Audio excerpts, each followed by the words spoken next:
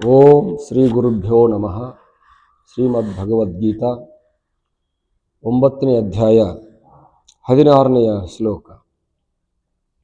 ಅಹಂ ಕ್ರತುರಹಂ ಯಜ್ಞಃ ಸ್ವದಾಹಮೌಷಧಂ ಮಂತ್ರೋಹಮೇವಾಜ್ಯಂ ಅಹಮಗ್ನಿರಹಂ ಹುತಂ.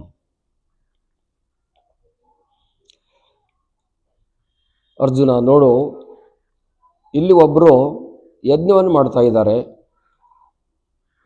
ಮತ್ತು ಇಲ್ಲೊಬ್ಬರು ಕರ್ಮವನ್ನು ಮಾಡ್ತಾ ಇದ್ದಾರೆ, ಇಲ್ಲೊಬ್ಬರು ಪೂಜೆಯನ್ನು ಮಾಡ್ತಾ ಇದ್ದಾರೆ, ಇಲ್ಲೊಬ್ಬರು ಪ್ರವಚನವನ್ನು ಮಾಡ್ತಾ ಇದ್ದಾರೆ, ಇಲ್ಲಿ ಒಬ್ಬರು ಪಾಠವನ್ನು ಮಾಡ್ತಾ ಇದ್ದಾರೆ.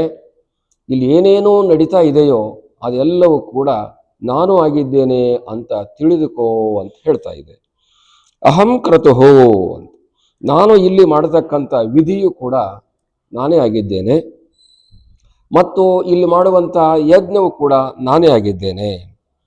ಇಲ್ಲಿ ಕೊಡ್ತಕ್ಕಂಥ ಆಹುತಿಯು ಕೂಡ ನನ್ನದಾಗಿದೆ, ಇಲ್ಲಿ ಇರುವಂಥ ದರ್ಬೆಯು ಕೂಡ ನಾನಾಗಿದ್ದೇನೆ, ಮತ್ತು ಇಲ್ಲಿ ಹೇಳ್ತಕ್ಕಂಥ ಮಂತ್ರವು ಕೂಡ ನಾನಾಗಿದ್ದೇನೆ.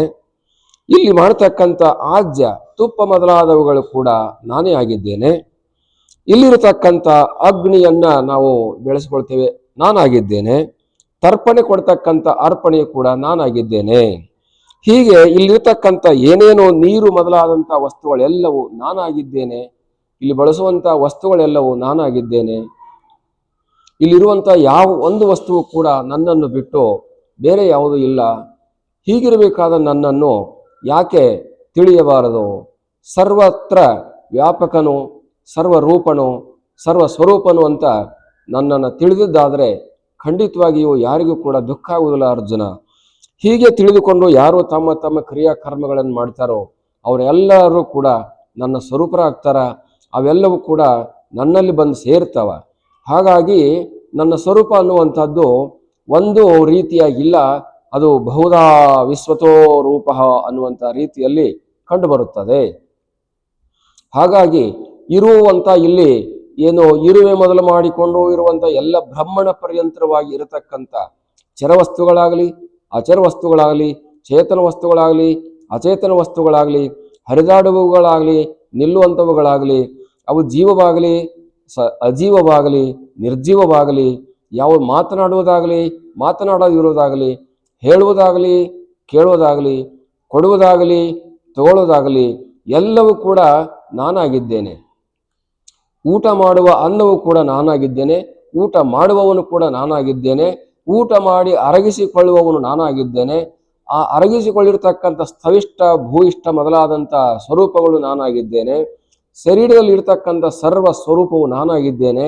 ಎಲ್ಲ ಕಡೆಗೂ ಎಲ್ಲವೂ ನಾನಾಗಿರುವುದರಿಂದ ನನ್ನನ್ನು ಯಾಕೆ ಜನರು ಅರ್ಥ ಮಾಡಿಕೊಳ್ಳದಲೇ ತಮ್ಮ ಜೀವನವನ್ನು ವ್ಯರ್ಥ ಮಾಡಿಕೊಳ್ತಾ ಇದ್ದಾರೆ ಎಂಬುದು ಗೊತ್ತಾಗ್ತಿಲ್ಲ ಅರ್ಜುನ. ಇದಕ್ಕೆ ಅವರಿಗಿರ್ತಕ್ಕಂಥ ಬಹಳ ವರ್ಷಗಳಿಂದ, ಬಹಳ ಯುಗಗಳಿಂದ, ಜನ್ಮಗಳಿಂದ ಬಂದಿರತಕ್ಕಂಥ ಅಜ್ಞಾನ, ಬಹಳ ಕತ್ತಲೆಗಳು ಅವರನ್ನ ಕಾಡ್ತಾ ಇವೆ. ಮೌಢ್ಯತೆಗಳು ಕಾಡುತ್ತಿವೆ, ದಡ್ಡತನಗಳು ಕಾಡುತ್ತಿವೆ, ಜಿಡ್ಡತನಗಳು ಕಾಡುತ್ತಿವೆ. ಹೇಗೆ ಮನುಷ್ಯನಿಗೆ ಹೊರೆ ಬಂದಾಗ ಮನುಷ್ಯನ ಕಣ್ಣಿದ್ದರೂ ಕೂಡ ಮುಂದಿರತಕ್ಕಂಥ ವಸ್ತುಗಳು ಹೇಗೆ ಕಾಣುವುದಿಲ್ಲವೋ ಹಾಗೆ ಅಜ್ಞಾನ ಅನ್ನತಕ್ಕಂಥ ಪೊರೆ ಈ ಮನಸ್ಸಿಗೆ, ಬುದ್ಧಿಗೆ, ಮನುಷ್ಯರಿಗೆ ಬಡ್ಕೊಂಡಿರುವುದರಿಂದ ಅವರ ಕಣ್ಣುಗಳು ಮಂದವಾಗಿ ಕಾಣ್ತಾ ಇದ್ದಾವ, ಅವ್ರ ಬುದ್ಧಿಗಳು ಕೆಲಸ ಮಾಡ್ತಾ ಇಲ್ಲ, ಅವರ ಮನಸ್ಸು ಕೆಲಸ ಮಾಡ್ತಾ ಇಲ್ಲ. ಅವೆಲ್ಲವುಗಳು ಕೂಡ ನಿಷ್ಕ್ರಿಯವಾಗಿದ್ದಾವ, ಅವೆಲ್ಲವುಗಳು ಕೂಡ ದಡ್ಡತನವನ್ನು ಹೊಂದಿದಾವ. ಅವು ಇದ್ದರೂ ಕೂಡ ಉಪಯೋಗ ಇಲ್ಲದಂತೆ ಅವರ ಜೀವನಗಳು ವ್ಯರ್ಥವಾಗ್ತಾ ಇದ್ದಾವ. ಹಾಗಾಗಿ ಯಾರು ಇದರಲ್ಲಿ ವಿಚಕ್ಷಣಮತಿಗಳಾಗ್ತಾರ, ಮನುಷ್ಯನ ಆಗ್ತಾರ, ಸಂಸ್ಕಾರವಂತ ಬುದ್ಧಿವಂತರಾಗ್ತಾರ, ಅವರು ಮಾತ್ರ ನನ್ನನ್ನು ಎಲ್ಲ ಕಡೆಗೂ ತಿಳಿದುಕೊಳ್ತಾರ. ಹೇಗೆ ಸಮುದ್ರದಲ್ಲಿ ಇರತಕ್ಕಂಥ ನೀರು ಎಲ್ಲ ಕಡೆಗೂ ಕೂಡ ಉಪ್ಪು ಅಂಶವನ್ನು ಹೊಂದಿರುತ್ತದೆಯೋ, ಉಪ್ಪಿನ ಅಂಶವೇ ಎಲ್ಲ ಕಡೆಗೂ ತುಂಬಿಕೊಂಡು ಎಲ್ಲ ಸಮುದ್ರ ನೀರು ಆಚೆ ದಡದಲ್ಲಿ, ಈಚೆ ದಡದಲ್ಲಿ, ಮಧ್ಯದಲ್ಲಿ, ಅಂತರದಲ್ಲಿ, ಆಳದಲ್ಲಿ ಎಲ್ಲ ಕಡೆಗೂ ಉಪ್ಪಿನ ಅಂಶ ಅನ್ನುವಂಥದ್ದು ಹೇಗೆ ತುಂಬಿಕೊಂಡಿದೆಯೋ ಎಲ್ಲ ಜಗತ್ತಿನಲ್ಲಿ ಬ್ರಹ್ಮದ ಅಂಶ ತುಂಬಿಕೊಂಡಿದೆ, ನನ್ನ ಅಂಶ ತುಂಬಿಕೊಂಡಿದೆ. ಈಶಾವಾಸ್ಯಮಿದಂ ಸರ್ವಂ ಯತ್ಕಿಂಚ ಜಗತ್ಯಾಂ ಜಗತ್ ತೇನ ತ್ಯಕ್ತೇನ ಭುಂಜಿತಾಹ ಮಾಗೃಧ ಕಸ್ಯ ಸ್ವಿಧನಂ ಅಂತ ಉಪನಿಷತ್ವಾನ್ ಇಲ್ಲಿ ಹೇಳುತ್ತದೆ.